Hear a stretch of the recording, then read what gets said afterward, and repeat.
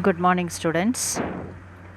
Today, in Unit 2, Forms of Business Organization, Chapter 6, Joint Stock Company, we are going to see the formation of joint stock company and its procedures to be followed to form a joint stock company.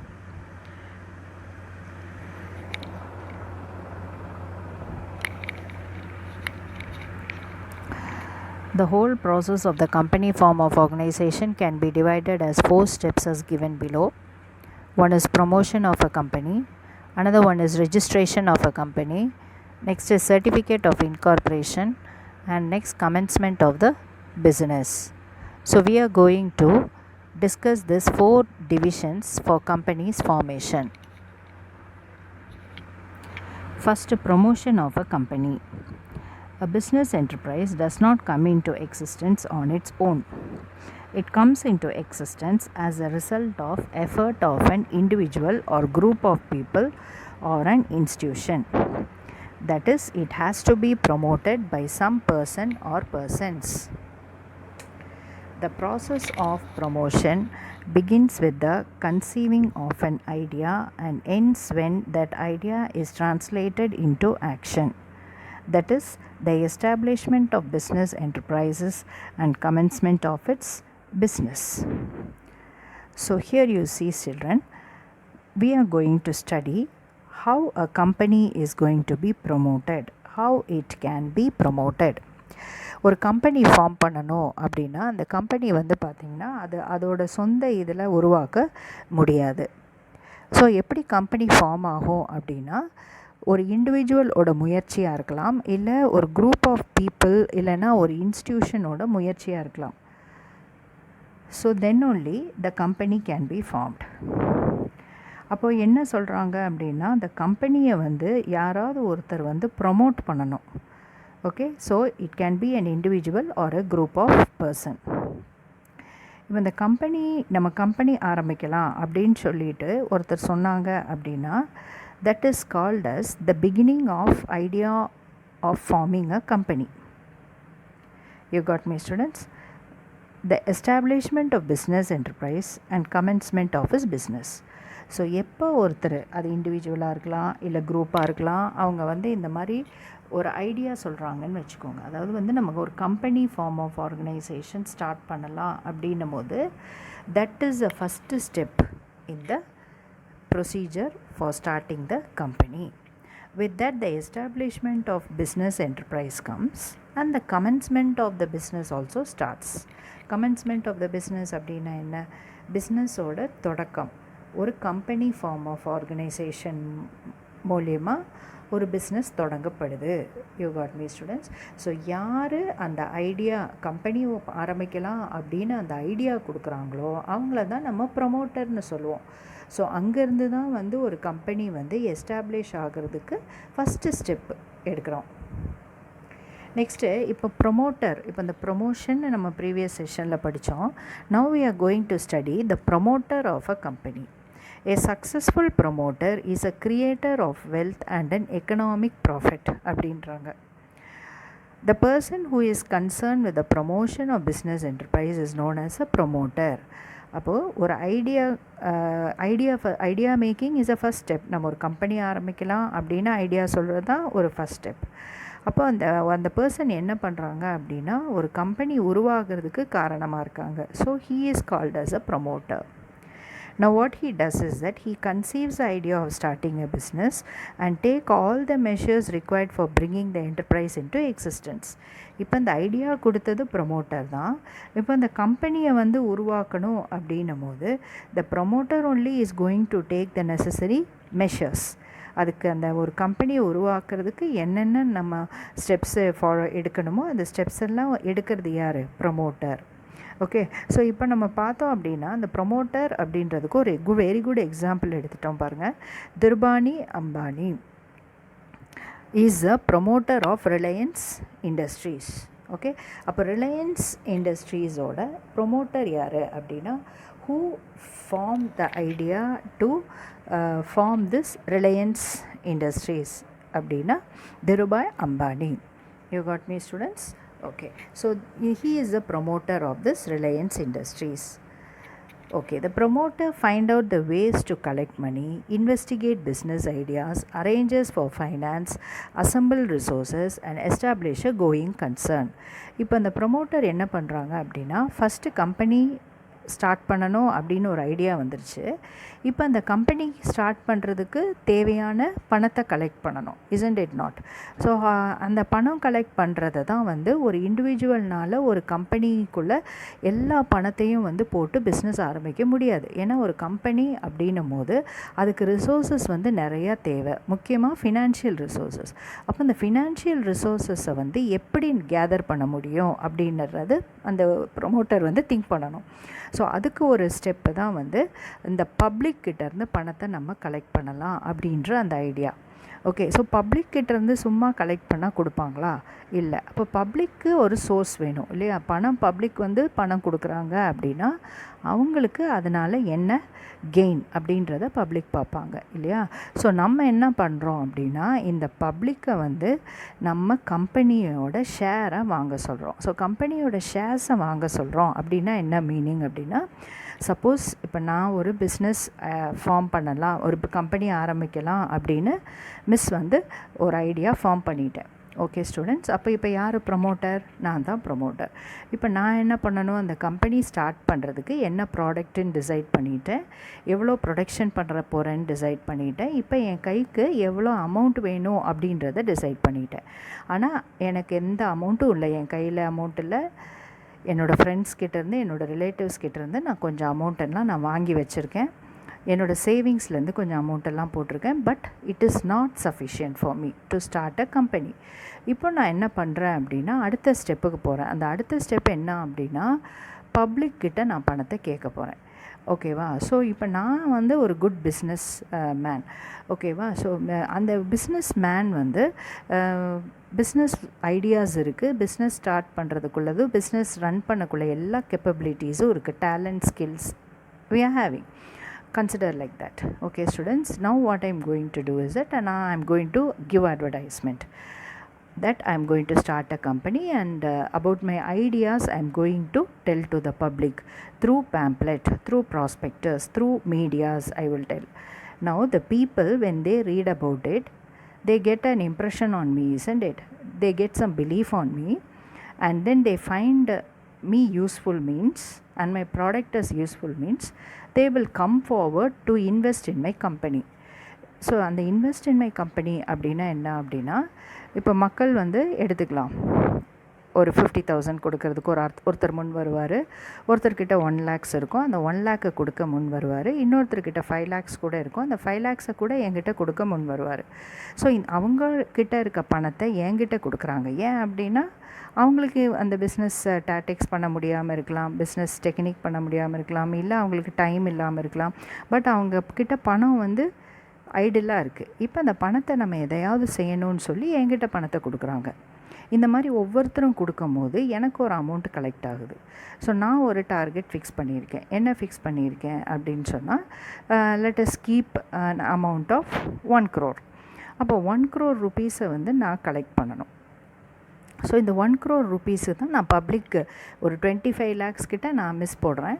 மிச்சம் இருக்கிற அந்த 75 lakhs-ஐ வந்து நான் public கிட்டேருந்து collect பண்ணுறேன் through shares. இப்போ இந்த மாதிரி 100 paid, 100 of them may come, 1,000 of them may come, 5,000 of them may come, 10,000 of them may come, okay, who wish to join in my company. Now they will give the amount to me. Okay, so now what they are doing, அவங்க என்ன பண்ணுறாங்க, அவங்க invest பண்ணுறாங்க. அவங்க பணத்தை வந்து என்னோடய கம்பெனியில் முதலீடு பண்ணுறாங்க, இன்வெஸ்ட் பண்ணுறாங்க. ஓகே, இப்போ நான் அவங்களுக்கு என்ன கொடுக்க போகிறேன், அவங்களுக்கு ஒரு கொலேட்ரல் செக்யூரிட்டி கொடுக்க போகிறேன். ஓகே, வாட் இஸ் தட் செக்யூரிட்டினா, ஷேர் சர்டிஃபிகேட் கொடுக்க போகிறேன். இப்போ ஒரு ஆள் 1 lakh rupees என்கிட்ட கொடுத்துருந்தாங்கன்னா, அந்த 1 lakh rupees-க்கு நான் ஒரு ஷேர் சர்டிஃபிகேட் கொடுப்பேன். அவங்க கொடுக்குற அந்த 1 lakh rupees-ஐ வந்து that is called as portion of share capital. இப்போ என்னோடய ஷேர் கேபிட்டல் எவ்வளோ, நான் எவ்வளோ டார்கெட் பண்ணியிருக்கேன், 1 crore டார்கெட் பண்ணியிருக்கேன். அந்த 1 crore-ல இந்த பர்டிகுலர் ஏ கொடுக்குற 1 lakh rupees வந்து ஒரு ஷேர், பர்டிகுலர் பி கொடுக்குற 5 lakh rupees வந்து ஒரு ஷேர். ஓகேவா? அதே மாதிரி பர்டிகுலர் சி அ பர்சன் கொடுக்குற amount, let us keep 10 lakhs, that is a share. You got me students? இப்போ இந்த ABC in the public are called the shareholders. நீ 100 ரூபா கொடுத்து ஷேரும் வாங்கலாம், ஒரு ஷேர் வாங்கலாம். 1000 ரூபா கொடுத்து 10 ஷேர் வாங்கலாம். So likewise, depend upon your convenience. Anybody can purchase the shares. Why not? Even a beggar can buy a share in any company and he can become the shareholder of a company. அப்போ இந்த பணத்தை வந்து நீ கொடுக்கறனால நீ என்னன்னு கூப்பிட்றாங்க, உன்னை share holder அப்படின்னு கூப்பிட்றாங்க. You got me students? You are the shareholder. அப்போ பப்ளிக் ஒவ்வொருத்தரும் ஷேர் ஹோல்டராக இருப்பாங்க. இந்த shareholder need not be in country, in India alone. He can be in any state, any city, any nation. From any nation he can contact me, he can contribute amount, believing me, on seeing my advertisement, on getting attracted towards my company. Okay students, now the share certificate is a collateral security. When I will issue the share certificate அப்படின்னா நான் வந்து எப்போ வந்து இந்த ஷேரை allot பண்ணுறேன். Okay, இப்போ எனக்கு வந்து 75 lakhs தான் வேணும். ஆனால் வந்து பார்த்திங்கன்னா அந்த 75 lakhsக்கு அதிகமாகவே எனக்கு பணம் வரும்போது என்ன பண்ணுவேன், அந்த 75 lakhs வரைக்கும் தான் நான் அமௌண்ட்டை கலெக்ட் பண்ணுவேன். ஸோ 75 யாரெல்லாம் ஃபஸ்ட்டு வந்து ஷேர் வாங்குகிறாங்களோ அவங்களுக்கு எல்லாத்துக்கும் மேக்ஸிமம் நான் அலாட்மெண்ட் கொடுத்துருவேன். அலாட்மெண்ட் கொடுத்து என்னோடய ஷேர் ஹோல்டர்ஸாக ஆக்கிக்குவேன். அவங்கள என் கம்பெனியோட ஷேர் ஹோல்டர்ஸாக அவங்கள நான் ஆக்கிக்குவேன். இப்போ ஒரு சிலர் வந்து எக்ஸ்ட்ராவாக வந்திருந்தால் அவங்களையெல்லாம் நான் ஷேர் ஹோல்டராக கன்சிடர் பண்ண முடியாது. நான் வந்து அவங்களுக்கு அலாட்மெண்ட் கொடுக்க மாட்டேன். இல்லைன்னா நான் அவங்களோட ஷேரை ரிஜெக்ட் பண்ணிவிட்டு next time when I call for நீங்கள் வாங்க கம்பெனியில் வந்து ஷேர் ஹோல்டராக ஜாயின் பண்ணிக்கோங்கன்னு நான் சொல்லிடுவேன். You got me student? So இதுதான் வந்து இந்த மாதிரி தான் ஒரு கம்பெனியில் ஒரு அமௌண்ட் வந்து கேபிட்டல் அமௌண்ட் கலெக்ட் ஆகுது. இப்போ என் கையில் 1 lakh rupees இருக்குது, 1 crore rupees இருக்குது. அந்த 1 crore rupees-ஐ வச்சு நான் என்னோடய பிஸ்னஸ் டெக்னிக்ஸை வச்சு நான் கம்பெனியை வந்து ஆரம்பித்து அதை ரன் பண்ண ஆரம்பிப்பேன். ஸோ எப்படி இப்போ அடுத்த ஸ்டெப்புக்கு நான் என்ன போவேன் அப்படின்றத பார்க்க போகிறோம். இப்போ கலெக்ட் மணி பண்ணியாச்சு, investigate business ideas, arrange for finance. Okay, so நான் all that I have done, assemble resources and establish a going concern. இப்போ நான் எனக்குள்ள ஃபினான்ஷியல் ரிசோர்ஸஸை நான் கேதர் பண்ணிட்டேன். அடுத்து நான் ஹியூமன் ரிசோர்ஸஸை தேடணும். அதாவது வந்து இந்த கம்பெனியில் வந்து யாரெல்லாம் ஒர்க்கர்ஸ், யாரெல்லாம் ஸ்டாஃப்ஸு, நமக்கு எவ்வளோ என்னென்ன தேவைப்படும், இதை மாதிரி உள்ள ரிசோர்ஸஸ், அடிஷ்னல் ரிசோர்ஸஸ் எல்லாம் நான் கேதர் பண்ணி வச்சுட்டு நான் ஒரு கம்பெனியை எஸ்டாப்ளிஷ் பண்ணிடுவேன். இப்போது okay, the company law has not given any legal status to promoters. இப்போ வந்து இந்த கம்பெனி ஆரம்பித்த அந்த promoter, the person who gave idea to form a company, அவனுக்கு எந்த லீகல் ஸ்டேட்டஸும் இருக்காது. அவன் வந்து 10ல் ஒருத்தராக தான் நிற்பாங்க. Okay, he stands in a fiduciary position. Okay, he can be a director, but okay, he can be one among the company members, but no position is given to him just because he is a promoter. Okay students, okay, next types of promoters we are going to see. There is a types of promoters can be divided as professional promoters, occasional promoters, promoter companies, financial promoters, entrepreneurs, lawyers and engineers. Entrepreneurs அப்படின்னா என்ன, ஓனரை தான் entrepreneurs அப்படின்னு சொல்கிறோம். ஓகேவா? So financial ப்ரொமோட்டர்ஸ்னால் அந்த finance arrange பண்ணக்கூடிய promoters. Okay, so likewise but now we don't want to get knowledge about these different type of promoters, but we will get just a knowledge what is the kind of promoters. Okay, next is that இப்போ நம்ம company வந்து start பண்ணுறதுக்கு முன்னாடி நம்ம இப்போ என்ன பண்ண போகிறோம் அப்படின்னா, நம்ம கம்பெனிக்கு ஒரு பேர் வச்சுட்டோம். இப்போ இந்த பேரை வந்து நம்ம கம்பெனி எஸ்டாப்ளிஷ் பண்ணுறதுக்கு முன்னாடி ரெஜிஸ்டர் ஆஃப் கம்பெனிஸ் அப்படின்னு ஒரு ஆர்கனைசேஷன் இருக்கும். அங்கே போய் நான் இப்போ என்ன பண்ணணும் அப்படின்னா, நான் வந்து as I am an individual person, I'm going to start a company, I'm going to register my name அப்படின்றது I have to do. So where I will go to the register office. For example, இப்போ நீங்கள் வந்து ஒரு ஸ்கூலுக்கு போகிறீங்க, ஸ்கூலில் join பண்ணணும் அப்படின்னா என்ன பண்ணுறீங்க, அப்ளிகேஷன் ஃபார்ம் வாங்குறீங்க. அப்ளிகேஷன் எல்லாம் ஃபில் பண்ணது கொடுத்ததுக்கப்புறம் ஸ்கூலில் என்ன பண்ணுறாங்க, உன் பேரை வந்து அந்த ஸ்கூலில் ரெஜிஸ்டர் பண்ணிடுறாங்க. அதுக்கப்புறம் உனக்கு என்ன ஐடென்டிட்டி கிடைக்கிது, that you are the student of that particular school. am I right? அதே மாதிரி தான் இப்போ நம்ம கம்பெனியை வந்து நம்ம மார்க்கெட்டில் கொண்டு வரணும் அப்படின்னா என்ன பண்ணணும், நம்ம வந்து ரெஜிஸ்டர் பண்ணணும். எங்கே ரெஜிஸ்டர் பண்ணணும் அப்படின்னா, ரெஜிஸ்டர் ஆஃப் கம்பெனிஸ் அப்படின்னு ஒரு ஆஃபீஸ் இருக்குது. இப்போ எப்படி நம்ம போய் நம்ம பர்த் ஆனால் நம்ம பர்த் ஆகிட்டோன்னு சொல்லி நம்ம ஒரு ரெஜிஸ்டர் பண்ணதுக்கப்புறம் நமக்கு ஒரு சர்டிஃபிகேட் கிடைக்கும் இல்லையா, which means that we become the citizen of this country and it is a proof that I am born. அதே மாதிரி டெத் ஆனால் நான் வந்து இந்த உலகத்தில் நோ மோர் அப்படின்னு சொல்லிட்டு அதையும் கொண்டு போய் நம்ம ரெஜிஸ்டர் பண்ணி ஒரு சர்டிஃபிகேட் வாங்கி வச்சுக்கணும் இல்லையா, டெத் சர்டிஃபிகேட். ஸோ இந்த மாதிரி தான் நம்ம வந்து கம்பெனிக்கும் வந்து ஆரம்பிக்க போகிறோம் அப்படின்னு சொல்லி போய் ரெஜிஸ்டர் பண்ணணும். அப்போ அதுக்கு என்ன அப்படின்னா, இந்த ரெஜிஸ்ட்ரேஷனால் நமக்கு என்ன கிடைக்குதுன்னா, it is a registration that brings a company into existence. ஒரு கம்பெனி வந்து அதுக்கப்புறம் தான் உருவாகுது, எக்ஸிஸ்ட் ஆகுது. ஓகேவா? a company is properly formed only when it is duly registered under the Companies Act. அப்போ இப்போ நம்ம போய் ரெஜிஸ்டர் பண்ணும்போது they get it registered under the Companies Act. அப்போ தான் வந்து அது கம்பெனி அப்படின்னு ஒத்துக்க போகிறாங்க. நெக்ஸ்ட் இப்போ இந்த கம்பெனிக்கு வந்து ஒரு சில டாக்குமெண்ட்ஸ் வந்து தேவைப்படுது. So we will see what are all the documents. First வந்து பார்த்தோம்னா மெமராண்டம் ஆஃப் அசோசியேஷன். இந்த மெமராண்டம் ஆஃப் அசோசியேஷனை வந்து ப்ரைமரி டாக்குமெண்ட் அப்படின்னு சொல்லுவாங்க. It deals with the external affairs of the company.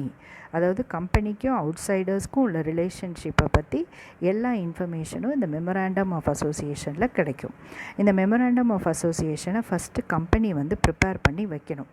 Okay students, அதுக்கப்புறம் அந்த மெமராண்டம் ஆஃப் அசோசியேஷனில் உள்ள கண்டென்ட்டை ஸ்ட்ரிக்டாக கம்பெனி ஃபாலோ பண்ணி ப்ராக்டிஸ் பண்ணி அது பிரகாரம் தான் வந்து கம்பெனியை ரன் பண்ணணும். இப்போ மெமராண்டமை வந்து சைன் பண்ணணும் அப்படின்னா, இப்போ நம்ம பப்ளிக் கம்பெனி அப்படின்னு கம்பெனி ஆரம்பிக்க போகிறோம் அப்படின்னா 7 மெம்பர்ஸ் சைன் பண்ணணும். டைரக்டர்ஸ் இருக்கணும், செக்ரட்டரிஸ் இருக்கணும். சப்போஸ் ப்ரைவேட் கம்பெனியாக ஆரம்பிக்க போகிறோன்னா யாராவது 2 பேர் சைன் பண்ணாங்கன்னா போதும். They must be an important personality. அதே நேரத்தில் it must be properly stamped அப்படின்னா என்ன அர்த்தம், கம்பெனின்னு நம்ம ஆரம்பிச்சிட்டோம் அப்படின்னா கம்பெனிக்குன்னு ஒரு சீல் வந்துடும். அந்த சீலை வச்சு நம்ம வந்து அந்த மெமராண்டமை சீல் பண்ணியிருக்கணும். ஓகேவா? இப்போ அடுத்த டாக்குமெண்ட் வந்து என்ன அப்படின்னா ஆர்டிகல்ஸ் ஆஃப் அசோசியேஷன். இப்போ இந்த ஆர்டிகல்ஸ் ஆஃப் அசோசியேஷன் என்ன கொடுத்துருப்பாங்க அப்படின்னா, இது வந்து ஒரு முக்கியமான document. It is a internal document. இதுக்கு இன்னொரு பேர் வந்து பார்த்தோம்னா செகண்டரி டாக்குமெண்ட். அப்போ இந்த ஆர்டிகல்ஸ் ஆஃப் அசோசியேஷனில் என்ன இருக்கும் அப்படின்னா, ஒரு கம்பெனி எப்படி மேனேஜ் பண்ண போகிறோம், இன்டர்னல் அஃபேர்ஸை பற்றின எல்லா இன்ஃபர்மேஷன்ஸும் இந்த ஆர்டிகல்ஸ் ஆஃப் அசோசியேஷனில் இருக்கும்.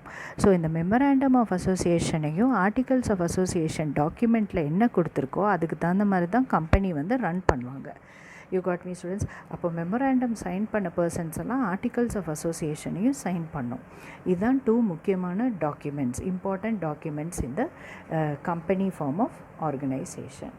அடுத்து நம்ம வந்து இப்போ ரெஜிஸ்ட்ரேஷன் பண்ணும்போது ரெஜிஸ்டர் என்னெல்லாம் நம்ம கேட்பாங்க அப்படின்னா, அந்த மெமராண்டம் சப்மிட் பண்ணிடணும், ஆர்டிகல்ஸையும் சப்மிட் பண்ணிடணும். அடுத்து வந்து லிஸ்ட் ஆஃப் டைரக்டர்ஸ். ஒரு லிஸ்ட் ஆஃப் டைரக்டர்ஸ், அவங்களோட பேர், அவங்களோட ஹவுஸ் அட்ரஸ், அவங்களோட ஆக்குபேஷன், இதை பற்றின கம்ப்ளீட் லிஸ்ட்டு வந்து இருக்கணும். டைரக்டர்ஸ் வந்து எப்படி எலெக்ட் பண்ணுவாங்க அப்படின்னா, அது நம்ம ஷேர் ஹோல்டர்ஸ்லேருந்து டைரக்டர்ஸ் வந்து எலெக்ட் பண்ணிப்பாங்க. ஒரு ஓட்டிங் எல்லாம் வச்சு எலெக்ட் பண்ணிப்பாங்க. அந்த டைரக்டர்ஸ் தான் வந்து மேனேஜ்மெண்ட்டை பார்த்துக்குவாங்க. ஓகேவா? அடுத்து வந்து ஒரு ரிட்டன் கன்சென்ட் வந்து சப்மிட் பண்ணணும். அந்த ரிட்டன் கன்சென்ட்டில் வந்து டைரக்டர்ஸ் வந்து என்ன மாதிரி ஃபில்அப் பண்ணியிருக்கணும் அப்படின்னா, that they have agree to act as a director. Okay.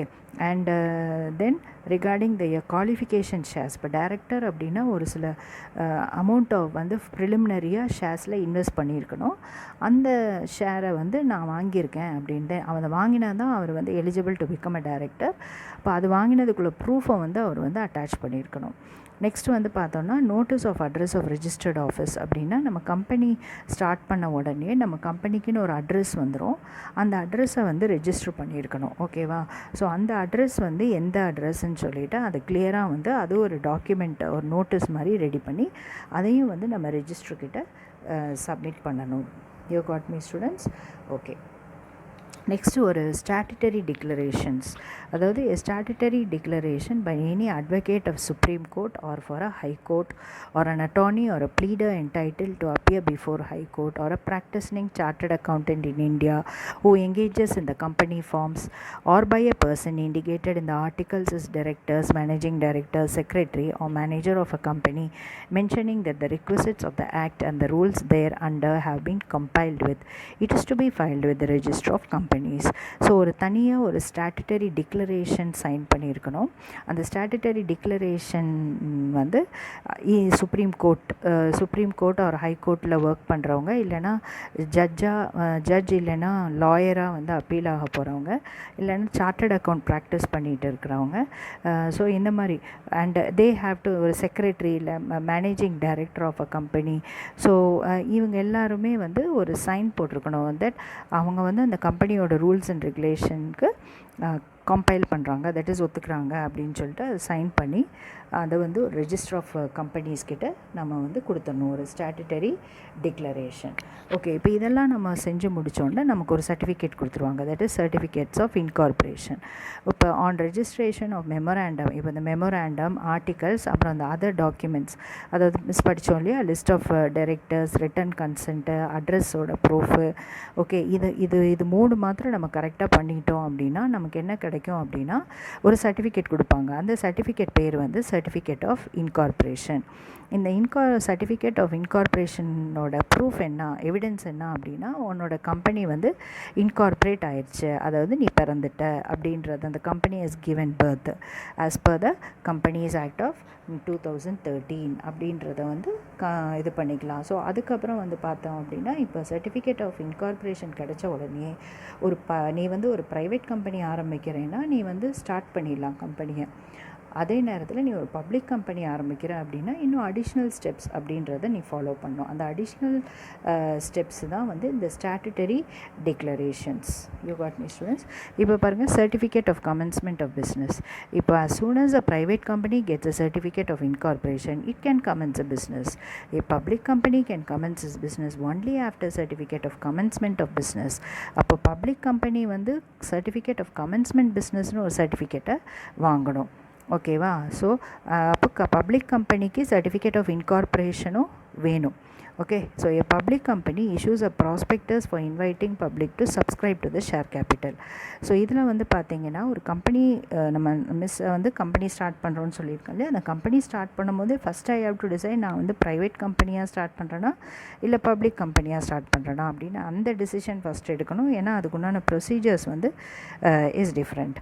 Okay, private கம்பெனிக்கு வந்து ப்ராஸ்பெக்டர்ஸ் இஷ்யூ பண்ண முடியாது, okay, to collect the shares. ஆனால் பப்ளிக் கம்பெனிக்கு ப்ராஸ்பெக்டர்ஸ் இஷ்யூ பண்ணலாம் to collect share Capitals. Okay, அதே நேரத்தில் பப்ளிக் கம்பெனி வந்து மினிமம் சப்ஸ்கிரிப்ஷன் ஃபிக்ஸ் பண்ணணும். ஓகே, அதாவது வந்து 90% ஆஃப் த ஷேர் கேபிட்டல் வந்து ரிசீவ் பண்ணால் மாத்திரமே அந்த கம்பெனிக்கு வந்து ஷேர்ஸ் அலாட் பண்ண முடியும். Okay, next, after completing the sale of the required number of shares, a certificate is sent to the register along with a letter from the bank stating that all money is received. அப்படின்னா இந்த public கம்பெனிக்கு முக்கியமான step என்ன அப்படின்னா, நீ வந்து shares issue பண்ணதில் எல்லா ஷேர்ஸும் வாங்கப்பட்டாச்சு, ஒரு ஷேர் கூட ரிஜெக்ட் ஆகி வாங்காமல் இல்லை அப்படின்னு சொல்லிட்டு ஒரு சைன் வாங்கியிருக்கணும், ஒரு பேங்க் ஸ்டேட்மெண்ட் ப்ரொடியூஸ் பண்ணணும். ஓகே ஸ்டூடெண்ட்ஸ், த ரெஜிஸ்டர் இப்போ என்ன பண்ணுவாங்க, இந்த டாக்குமெண்ட்ஸ் எல்லாம் ஸ்க்ரூட்டினைஸ் பண்ணுவாங்க. If he satisfied he will issue the certificate of commencement of business. So after the receiving this certificate நீ business ஸ்டார்ட் பண்ணலாம், அதாவது நீ மார்க்கெட்டில் இருந்து நீ வியாபாரம் பண்ண ஆரம்பிக்கலாம். You got me students? So hope you understood this section. This is not included in your textbook. உங்களோட joint stock company form of organizationல இந்த portion particularly it is not given there. So உனக்கு ஜாயின்ட் ஸ்டாக் கம்பெனினா என்ன அப்படின்றதுக்கு முன்னாடி, அதுக்கு முன்னாடி அந்த company எப்படி உருவாகுது அப்படின்றதுக்காக வேண்டி இந்த பர்டிகுலர் நோட்ஸ் வந்து மிஸ் உங்களுக்கு வந்து கொடுத்துருக்கேன். இப்போ now I think you would have got an idea that how the share is collected, how a company is starting, how a company is giving birth, how a share is collected, and what are the procedures to start a company, and regarding commencement of incorporation, regarding commencement of certificate, and how a business can be started. All these details I have taught you children, so keep it in mind.